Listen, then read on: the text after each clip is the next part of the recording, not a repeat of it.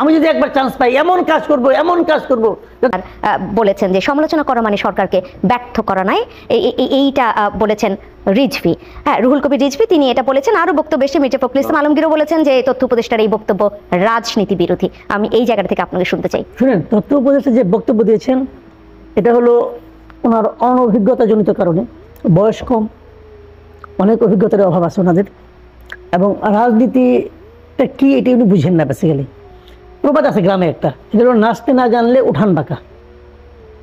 এই সরকারের ব্যর্থতা প্রমাণ করার জন্য বিরোধী দলের দরকার নাই, এই সরকার নিজেই যথেষ্ট।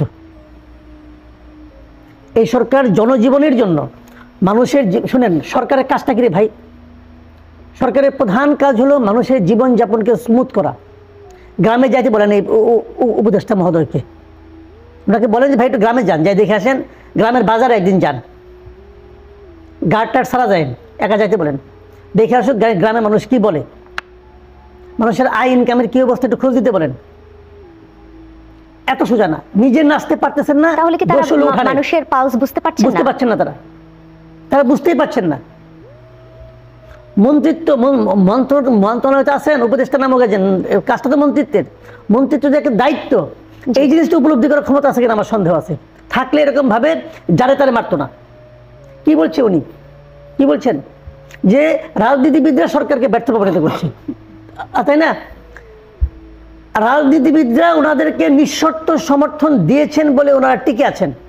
আমি চ্যালেঞ্জ দিয়ে বলি, বাংলাদেশের প্রধান 3টা রাজনৈতিক দল কালকে হাত তুলে নেয়, 3 দিন টিকবে না এই সরকার, জাস্ট 3 দিন টিকবে না। আমি চ্যালেঞ্জ।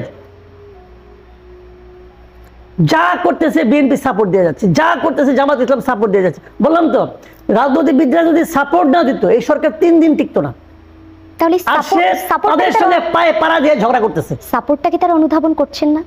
করা উচিত, করা তো উচিত। বললাম তো, এইটাই হলো অনভিজ্ঞতার স্বাক্ষর, এইটাই হলো অনভিজ্ঞতা। তারা তো হয়, আর তারা বুঝে, তারা যে কোথাও নাই, বুঝে, এটা বুঝে না, তারা কোথাও নাই। কিভাবে থাকবে? মানুষের মনে পর্যন্ত নাই, মানুষের হৃদয়ে পর্যন্ত নাই। এখন তারা আছে খালি পোস্ট দেওয়ার জন্য, কারে কোথায় বসানো যাবে, কারে কোথায় মানে কোথায় অমুকে বসানো যাবে, তমুকে বসানো যাবে, তারা কোথাও নাই, কোনো খবর রাখে না তো। ভাই, দেশটা অনেক বড়। তারা কি বলতেছে? তারা সংস্কার করবে। ওকে ফাইন, আপনি সংস্কার করেন। আপনি কি এখন পর্যন্ত প্রমাণ করতে পারছেন যে সংস্কার করার অ্যাবিলিটি আপনার আছে? আপনি এমন 21টা করে শুনলাম সংস্কার কমিশন করছে, এগুলি করে তাদের কাজ। তারা দেশটাকে পথে আনবে, আনেন পথে, কোনো সমস্যা নাই, আমরা রাজি। তার আগে প্রমাণ করেন যে পথে যে আনতে চান এর অ্যাবিলিটি আপনার আছে, সেটা প্রমাণ করতে পারছেন? কোন একটা কমিশনের নাম বলেন আপনি? একমাত্র আমি নির্বাচন সংক্রান্ত কমিশনটা আছে, এটাকে আমি আপ টু দ্য মার্ক মনে করি। এছাড়া কোন কমিশনটা সঠিক হয়েছে অত দূর বাদ দেন, কিচ্ছু বুঝি না, ধরেন আমি কিছুই বুঝি না। ভাই, আমি তো গণমাধ্যম বুঝি রে ভাই। গণমাধ্যমে তো 35 বছর, তো গণমাধ্যম বিষয়ক সংস্কার যে কমিশন করছে, এটা কিছু হয়েছে? প্রধান যারা করছে সে বাংলাদেশের সাংবাদিকতা বুঝে? থাকে লন্ডনে, সে থাকে লন্ডনে, ওইখান থেকে সে বাংলাদেশের গণমাধ্যম ঠিক করবো বুঝে গেছে। বাংলাদেশের সাংবাদিক বুঝে না, সংবাদ বুঝে। কিছুদিন আসছিল, কিছুদিন ডেপুটেশনে আসছিল প্রথম আলোতে সাংবাদিকতা বোঝানোর জন্য, পরে পলাইছে, পরে বিদায় হয়েছে। তাকে দিয়ে কাজ চলে নাই, তাকে দেওয়া হয়েছে গণমাধ্যম কমিশনের চেয়ারম্যান। আর যাদের জ্ঞান আছে তাদের প্রত্যেককে আমি চিনি, নাম ধরে ধরে বলতে পারি। কি জিনিস আপনি এরা বাংলাদেশে গণমাধ্যম সংস্কার করবে? যদি কান্না করে আমার সামনে যে সংস্কার করবে, আমি বা বিশ্বাস করি না। বললাম তো, যদি অন্য কোন কমিশনটা হয়েছে, সবচেয়ে বিতর্কিত কমিশন যেটা কি সংবিধান সংস্কার কমিশন, যারা প্রধান বানাইছে সে আমার পার্সোনালি, আমার ব্যক্তিগতভাবে আমার টিচার ছিল ইউনিভার্সিটিতে। কোন ডিপার্টমেন্টে? জার্নালিজম ডিপার্টমেন্টের টিচার।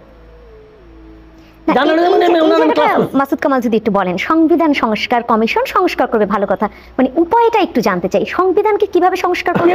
এটা তো আপনি বেসিক প্রশ্ন করছেন। ওনারা একটা প্রস্তাব দিতে পারবেন, সংবিধান সংস্কার করবে, করাবেন কিভাবে? যে কোনো পৃথিবীতে অন্য অনেক কিছু আপনি একটা অধ্যাদেশ জারি করে একটা নির্ভয় আদেশে করতে পারেন। আপনি সংবিধানটা কেমন করে করবেন? সংবিধান করে একমাত্র একটি জনগণের। তো জনগণ কোথায় এখানে? তাহলে এটা করতে হবে আপনার গণপরিষদে। গণপরিষদ কই ভাই? এইগুলো কি কারে কি বুঝায় এটা আমি বুঝি না। এখানে তাদের লেভেলে তারা ধরে নিছে যে সবাই তাদের মতো করে, তাদের চেয়ে একটু কম বুঝে অথবা তাদের সমান বুঝে, এটা ধরে নিয়েছি। ভাই ঘটনাটা তা না, ঘটনা তা না। আমার ছোট বাচ্চা, বুঝছেন, যখন সে তারপরে যখন 6-7 বছর ছিল, তখনও সে আমার বলতো, বাবা তুমি কিছু বুঝো না। যখন এটা বলতো তাহলে আমি জড়াই ধরতাম, আদর করতাম, হ্যাঁ বাবা আমি কিছু বুঝি না। এদের সেই অবস্থা, যারা তারা কয় তুমি কিছু বুঝো না। তাহলে শীর্ষক একটি এখানে একটি জরিপ করা হয়েছে এবং সেইখানে যে তথ্যটা এসেছে যে দেশে এখন নির্বাচন হলে কোনো দলকে ভোট দিবেন না এমন সিদ্ধান্ত, মানে কোন দলকে ভোট দিবেন এরকম সিদ্ধান্ত নিতেই পারেননি 38% মানুষ। বাকিরা নিয়েছেন মোটামুটিভাবে, তাদের মধ্য থেকে যে সার্ভেতে উঠে এসছে 16% মানুষ বিএনপিকে ভোট দিবে, 11% জামায়াত এবং আরও এরকম আছে। কিন্তু শিক্ষার্থীদের তৈরি নতুন কোনো রাজনৈতিক দল হলে তাদেরকে ভোট দিবেন 40% মানুষ, আর 44% মানুষ নাকি ভোটই দিবেন না এই মুহূর্তে ভোট হলে। এখন এই যে জরিপ সেটা 40%, 40, হ্যাঁ, এবং এই জায়গাটায় কত শতাংশ মানুষের উপরে এই জরিপ করা হয়েছে সেটা নিয়ে ভিন্ন একটি আলোচনা হতেই পারে। কিন্তু আমি যে জায়গাটায় আপনাকে একটু শুনতে চাই সেটা হচ্ছে এই জরিপের যদি গুণগত বা তাৎপর্যগত যদি বিশ্লেষণ আপনি করেন, আপনি আসলে এইটা কতটা সঠিক বলে মনে করছেন বা যৌক্তিক ব্যাখ্যাটা কতটুকু খুঁজে পান? জরিপের সঠিকতা অথবা মানে বেঠিক ব্যাপারটা কিনা এটা আসলে আমি বসে করতে পারবো না, কারণ তারা কোন ফরম্যাটে করেছে, তাদের উপাত্তগুলি কত উপাত্ত ছিল, কোন এরিয়াতে করেছে, সেটা কি ঢাকা বিশ্ববিদ্যালয়ের কোনো একটা হলে করেছে নাকি সেটা গ্রামে যে অজপাড়াগাঁয়ে কোনো একটা জায়গায় করেছে, অথবা সেটা র্যান্ডম স্যাম্পলিংটা কীভাবে হয়েছে। জরিপের কিন্তু অনেকগুলো সিস্টেম আছে, তারা কোনভাবে করেছে আমি জানি না। তবে আমি বলবো যদি 40% লোক ছাত্রদেরকে ভোট দিতে চায়, যে এটা যদি এসে থাকে 40%, আর 44% কাউকে ভোটই দিবে না এই মুহূর্তে যদি 40 দিবে ছাত্রদেরকে আর 44 দিবে না ভোটই, তো হয়ে গেল 84, 8 থাকে 16 যদি বিএনপিকে তাহলে 11 করতে গেল যে জামাতে ভোট দিবে। এখানে আপনি ওভাবে একদম 100 নিতেই পারবেন না যোগ দিলে, সেটা মিলছে না। তাহলে এই জরিপ আমি বুঝতে পারলাম, আমি কি মন্তব্য করবো আমি জানি না। তবে আমি মনে করি এই জরিপে যদি ভালো হয়, এটা যদি হয়ে থাকে তাহলে ছাত্রদের এটা বিশ্বাস করে ইমিডিয়েট একটা দল করা উচিত, ইমিডিয়েট। তাহলে এই 40 যাতে নাকি না কমে, 40 কমার আগে যদি তারা দল করে ফেলায় এবং ইলেকশন ইমিডিয়েট দিয়ে দেয়, তাহলে 40% ভোট পেয়ে তারা ক্ষমতায় চলে আসবে। সমস্যাটা কি? তো নির্বাচনের কথা শুনলে ওরাই তো সবচেয়ে মন খারাপ করে, যে বিএনপি নির্বাচন চায়, বিএনপি তো মাথা খারাপ। আমি বিএনপির ব্যাপারটা কিছু বুঝি না। এই তারা বলতেছে যে বিএনপি সহ সব দল তাদেরকে মানে ব্যর্থ করতেছে, আবার বিএনপির এক নেতা আমার পাশে বসে বলে যে তারা ইউনিয়ন সরকারকে ব্যর্থ হইতে দিবে না। আমি বুঝতে পারছি না আসলে ভালোবাসা একটা কি হচ্ছে। আবার এখানে বিএনপি জরিপে বলতেছে বিএনপি ভোট পাবে 16%, তারপরে আবার বিএনপি ইলেকশন চায় ফেল করার জন্য নাকি। বিএনপি ব্যাপারটা আমার কাছে ক্লিয়ার মনে হচ্ছে না যদি আমি জরিপকে বিশ্বাস করি। তো ভাই এগুলি হতে থাকবে, বাট প্রশ্নটা হলো জানেন কি, ইলেকশন কি হবে, কে জিতবে, কে আসবে, এটা নিয়ে ভাই আমি বদার না, আমার একটা মাথা আমি ঘামাই না। আমি মাথা ঘামাই হলো যে ভাই আমার জীবনটা এখন কেমন চলছে।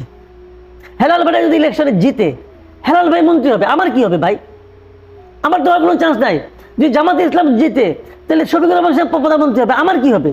তাহলে আমাদের সেই ভাই তখন আমি বাজার করে খামো, এখন আমি বাজার করে খাই। তিনি আমার প্রতিনিধি হবে, আমার কথা বলবে, এই আস্থাটা আমাদের নাই কেন? না, এই আস্থা আছে আমাদের, তাদের উপর আস্থা আছে, প্রচন্ড আস্থা আছে। আস্থা না থাকলে ভোট দিই কেমন? ভোট তো কারণ দেই, আমি কেন দেই? আস্থা থেকে তো দেই, ভোট দিয়ে ঠিক আছে। কিন্তু আমার কোশ্চেনটা হলো কি, ভোট দেওয়ার পরে আমার কি প্রত্যাশা যে ভাই আমার কাজটা আমিই করব। আমার বাসায় আপনাকে চাল দিয়ে আসতে আমি বলি না, আমার বাসায় মাছও কিনে দিয়ে আসতে আপনাকে হবে না। আমার খালি কথা যে আপনি দায়িত্ব পাওয়ার পরেই 1 মাসের না যাইতেই সয়াবিন তেলের দাম 8 টাকা বাড়াই দেন না। আমার খালি এইটুকুই দাবি আপনার কাছে, আর কিছু দাবিটা। বাণিজ্য মন্ত্রী একটা নিয়োগ করছে, আগেটা নাকি পারতো না, নতুন একটা নিয়োগ করছে। উনি পাড়ার এমন নমুনা দেখাইছে, মাস ঘুরে নাই, তেলের দাম 1 লাখ 8 টাকা বেড়ে গেছে। এবং এই তেল কিন্তু আগের দিন পাওয়া যাচ্ছিল না কোথাও, নাই এই তেল নাই বাজারে। যেই 8 টাকা দাম বাড়াইলো অমনি তেল অ্যাভেলেবল হয়ে গেলো। এবং দাম বাড়ানোর আগ মুহূর্তে তারা কার সঙ্গে আলাপ করছে, উনি আলাপ করছে যাদের দাম বাড়বে, যাদের কোম্পানি, তাদের সঙ্গে আলাপ করছে।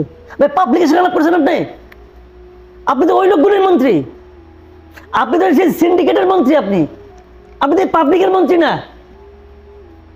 এটা কি সিম্পল? তাহলে এই সমস্ত লোক কেন মন্ত্রী বানাচ্ছে? এক ধরনের আরেকটি বক্তব্য আমি মানুষের পালস বুঝে কিছু বুঝে না, যেখানে যে বক্তব্যে উল্লেখ করা হয়েছে যে বিশ্বে এখন এই মুহূর্তে বলা হচ্ছে যে এই মুহূর্তে বিশ্বে আর একটি দেশও খুঁজে পাওয়া যাবে না বাংলাদেশ ছাড়া যেখানে কিনা প্রশাসনের চেয়েও সিন্ডিকেট সবচেয়ে শক্তিশালী। তাহলে সেই বক্তব্য কি সঠিক? এখানে তো তাই হলো। এতদিন যিনি ছিল উনি সিন্ডিকেট বুঝতো না, কিন্তু দাম বাড়ায় নাই। আর উনি তড়িৎ বেগে বুঝে নিয়ে সে 1 মাসের মধ্যে 8 টাকা বাড়াই দিছে। উনি যে 8 টাকা বাড়াইছে ভাই, আমাকে একটা কাছে সিম্পলি বলেন, উনি কার মন্ত্রী? উনি জনগণের সাথে আলাপ করছে, জনগণের মতামত দিচ্ছে, কোনো গণশুনানি করছে? ওনার প্রক্রিয়াটা কি? দাম বাড়ানোর বাজার মনিটরিং করছে উনি? এগুলো যে মজুদ করছে কিনা, মজুদদারকে ধরার চেষ্টা করছে?